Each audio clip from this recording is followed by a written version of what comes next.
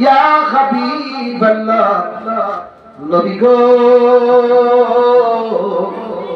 আপনার কাছে একটা প্রশ্নের উত্তর জানতে চাই। আপনি সাত জমিনের নবী, সাত আসমানের নবী, অগণিত নবীগণের নবী, নবীউল আম্বিয়া। আপনার কাছে একটা প্রশ্ন করতে চাই, আপনি দয়া করে আমাকে প্রশ্নের উত্তর দিবেন কিনা?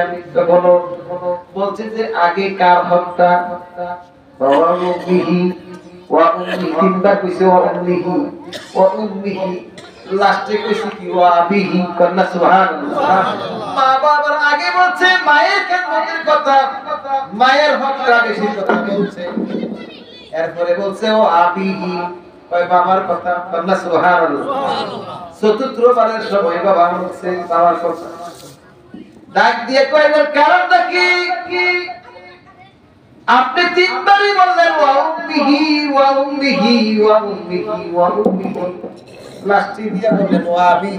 কন্না সুবহানাল্লাহ। বলতেছেন এটার কারণটা কি, তাই না? হাকিকতটা কি?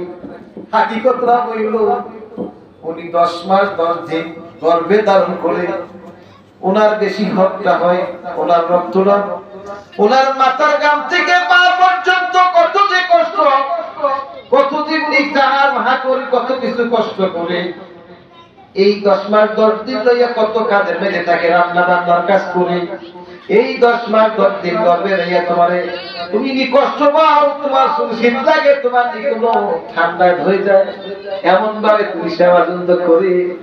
এই জন্য মার হকটা বেশি। কন্যা সুবহানাল্লাহ। ঠিক আছে, মার হকটা বেশি।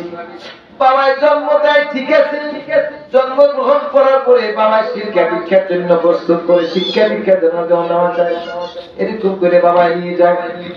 কিন্তু একটা জিনিস বলতে পারবো যে মা বাবার দিকে যদি সঠিকভাবে যদি কেউ ফজরের নামাজ পড়ে মার দিকে বাবার দিকে তাকায়, আমার নবীজি বললে 1 বছরের সগীরা গুনাহ আল্লাহ মাফ করে। কন্যা সুবহানাল্লাহ। ওই আমি করি না, করিতে পারি না, ওই আমি করি না, করিতে পারি না, আমার পিতা মাতার খেদমত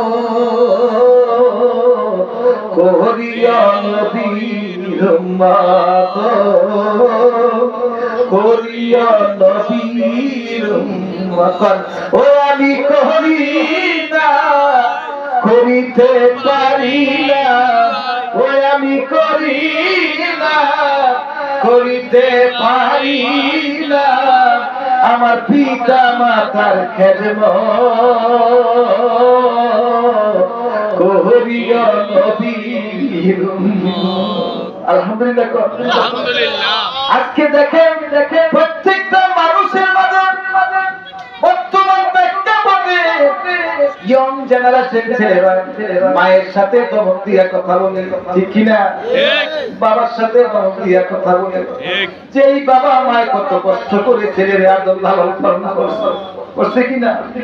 আজকে যারা এখানে বসেছেন আপনারা যদি চক্ষুগুলি বন্ধ করেন, আপনার মা বাবা যারা দুনিয়া ছাড়া হতে পারে, মা বাবা ছাড়া দুনিয়াতে চলে গেছে যারা, চোখটি বন্ধ করে দেখেন যে আপনার মায়ের কতটুকু আদর করছে, কত ভালোবাসছে, নিজে না খাইয়া নি খাওয়াইছে, মান মাইয়া শীতের লাগে মায়ের বিরাট হয়ে গেছে, বাচ্চার নিয়ে কোনো কষ্ট হয় ওই ছেলেটা নিয়ে সুন্দর করে শুকনা জায়গায় রাখছে।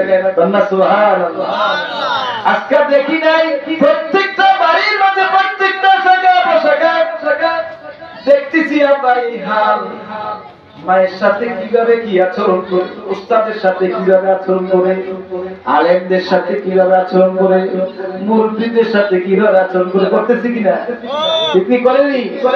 এখন যদি ছেলে দিকে প্রশ্ন বাবায় প্রশ্ন করেছে কি বুঝান, আপনি কি বুঝেন? আপনার বুঝা শেষ হয়ে গেছে, আমি সবকিছু বুঝি। নাউযুবিল্লাহ। এখন বর্তমান প্রেক্ষাপটে মেয়েদের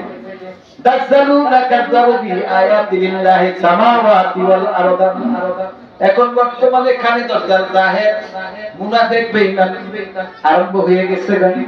দেশটার ভিতর অরাজকতা সৃষ্টি করার জন্য বসে রয়েছে, ঠিক না? এক একটা মানুষকে কেমনে কতল করবে, কোনটা মানুষকে কিভাবে দখল করবো।